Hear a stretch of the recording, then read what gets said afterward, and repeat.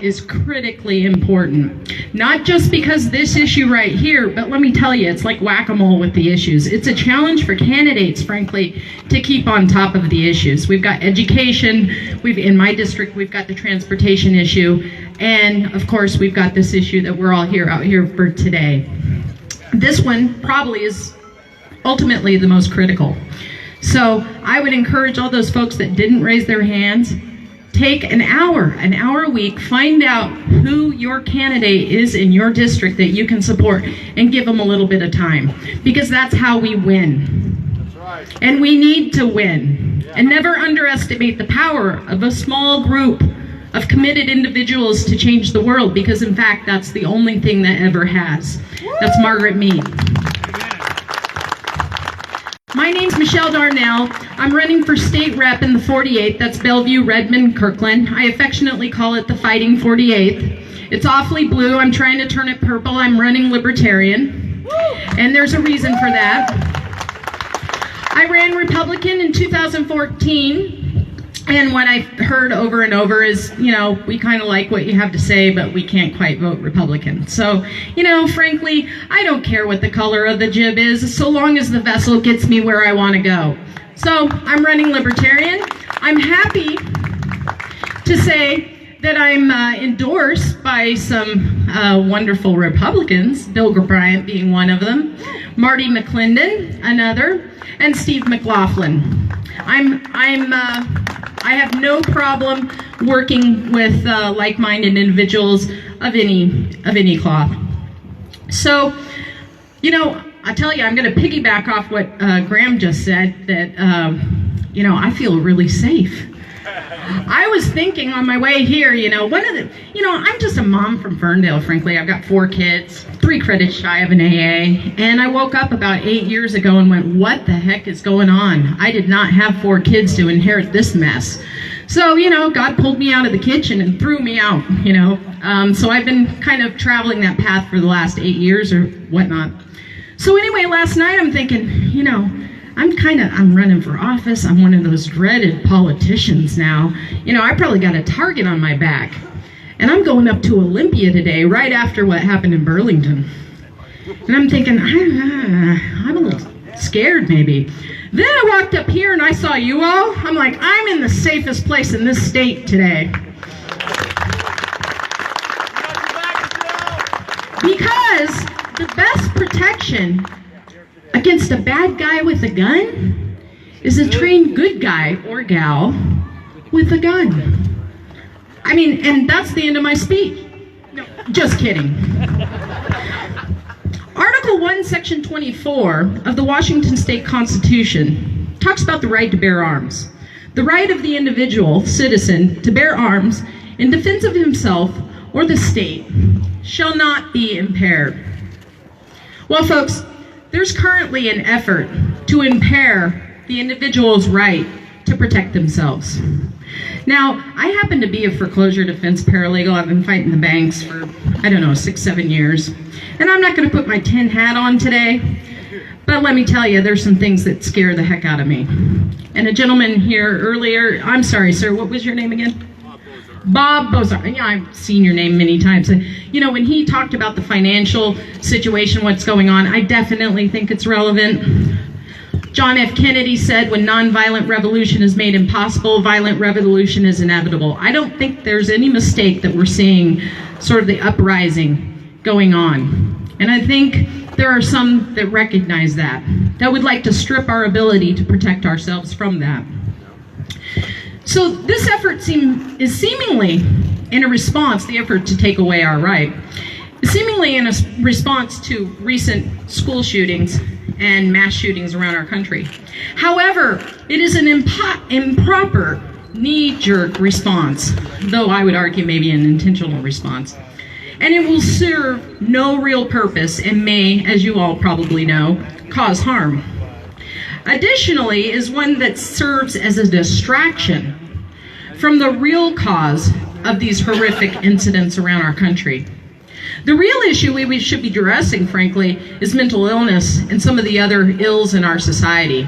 And those are related to some of the other issues that we talk about, maybe education, the economic impact on families, but I'm not here to talk about those today. Check out my website, michelleforthehouse.com. You can see my opinions on those. The violence in our society is a problem, but guns are not the only tools of violence. Admittedly, supporting these feel-good measures, like those to make it more difficult to get weapons, garnish votes, but they do nothing to address the real crisis. Further, they potentially cause more harm than good, and they will make it more difficult for law-abiding citizens to protect themselves, if necessary, from a threat. Frankly, the only one that will have a gun are the bad guys. Admittedly, there are some in our society that do harm with guns. That's a truth. And there's people in the society who harm with, what are they? The pressure cookers? Come on. There are people that would cause harm no matter what weapon they had at their disposal. And if they want a gun, no paperwork is going to keep them from it. There are laws already in place to prosecute those individuals. And just a side note, this isn't in my speech. I work in a law firm, and we have situations where the wheels in the courts run really, really slow. So imagine you're in a situation where you need to protect yourself immediately. And so that's a concern of mine, particularly in DV cases and so on and so forth. There are already laws in place to protect individuals. Frankly, we send the wrong message by posting gun-free zone at our schools, announcing for all to see that our children are unprotected. To me, I don't know. Like I say, I'm a girl from Ferndale. What do I know? But it makes no sense to me. It's kind of like putting a sign up there saying, hey, fish in a barrel. Frankly, I'd like 1 in 5 on that campus to be trained, and trained is an important aspect, and armed to protect our kids. I don't think that any one of the recent tragedies would have been prevented by any of the anti-gun legislation, though it does make us feel better, or some feel better, that we're doing something. But with reports of the increasing threat of domestic terrorism, our porous borders, and the recent shooting in Burlington, this measure could cause more harm than good, and it makes it difficult for citizens to arm themselves quickly.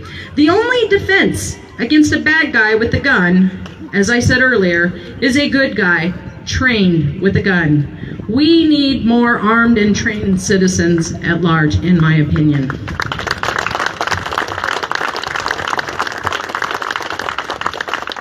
It should also be noted that our forefathers did not protect the right to bear arms in an effort to enable us to shoot squirrels or even protect our doorstep.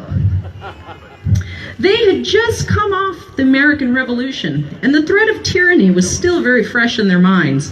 They knew that people needed the ability to defend themselves against any threat, even the threat of their own government. More recent history indicates that this protection may still be prudent.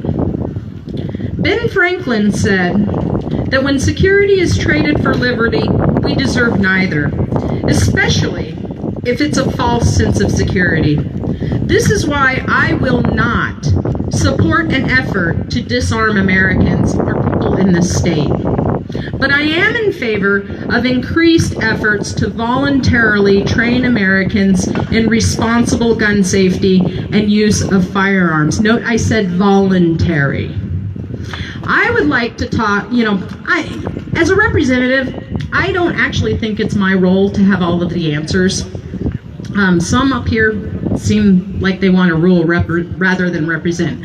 My role, I see when I'm elected, is to represent the interests of those in my community and those in the state at large that are like-minded. And so we have some problems here. And so what I would want to do is facilitate the conversation about how we can actually solve this problem. I'm thinking, and this is just, pulling it out of the hat here, I'm thinking we've got some veterans that would be more than happy to set up clinics voluntarily and train citizens so they could, so they would be equipped to protect themselves in their community. Can you raise your hand if that sounds like a good idea? Can we talk about that? Maybe that's the proper response. I tend to think so. So anyway, I'm going to wrap it up here. Some of the speakers before me said, we really need your help running a campaign. I mean, it looks glorious. It's not. It's really, really hard. I work full time too, and this is kind of a rich man's sport. So I work in a law firm, so I don't flip burgers for a living. So I really, really, really need your help. I don't care if, some people say, well, focus on your district. I want the whole state talking about my campaign. And frankly, I really don't care where the money comes from. I need to convert voters in my district. In the primary, there was a 16% voter turnout. Folks, that's abysmal. And that's, I'm looking at the Republicans there. I'm saying, what do you get? What are you doing? So we need boots on the ground. One of the reasons I'm running for office is because I don't want to see a violent revolution. I don't like seeing what I see in my streets. Our forefathers gave us the opportunity for a non-violent revolution. And what is that? Our vote. It's very powerful. A lot of people think that your vote doesn't matter. A lot of people think that, our activities up here in Olympia, lobbying, whatnot, don't matter. Well, let me give you a little secret. Us politicians, we care about two things. We care about money, and we care about re-election. So, I'm telling you, you guys have more power than you think. And apathy and complacency are enemies of justice and freedom. And I understand that I'm speaking to the choir a little bit here today because you guys took a nice sunny day to come out here. But you need to go this week, every week, talk to 5 people. And I'm not saying hit them over the head because a lot of people are still on milk and can't eat the steak. Figure out a way to find some commonality and come and change hearts. And then you can change minds. This is really up to you guys. It really is. And this is a critical election. I mean, we're talking about gun rights here today, but let me tell y'all, McCleary, they want to respond with an income tax, a capital gain tax, increase in the property tax. And that's another type of power and control.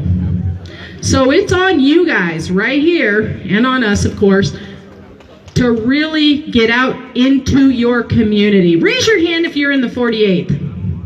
Any 48ers here? That's okay, I'll still take your money.